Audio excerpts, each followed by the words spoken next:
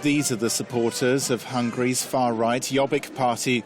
It's a movement infamous for its anti-Semitic, homophobic and anti-EU rhetoric. And in just several years, it's gone from being on the political sidelines to becoming one of Hungary's largest parties.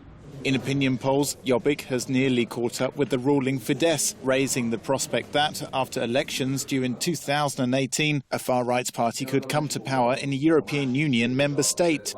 And it's these sorts of far-right political parties that Russia is attempting to woo in Europe in efforts to break up unity within the 28-nation bloc.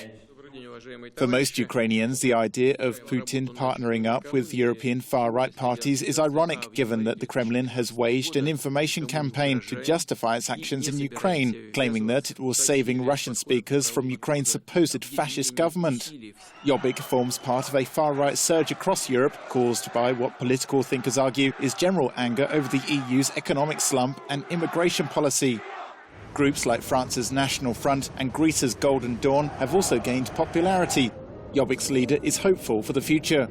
I understand if opponents are trying to nail us down on something and claim that this is just some kind of media hack or some vile turn, but in time we'll show who is right. It is my sincere intention to turn Jobbik into a people's party.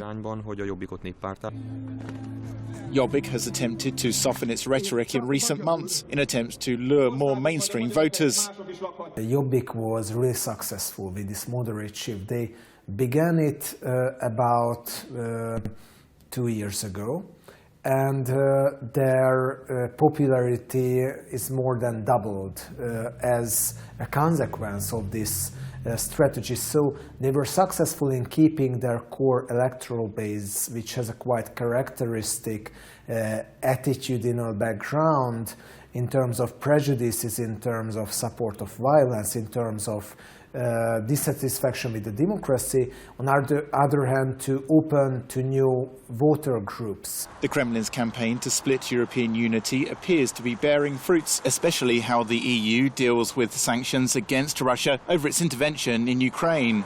Some states, including in the Baltics and Poland, are demanding sanctions be extended immediately, while others, such as Austria, Greece and Slovakia, want to wait until June to see if commitments to the ceasefire will be met.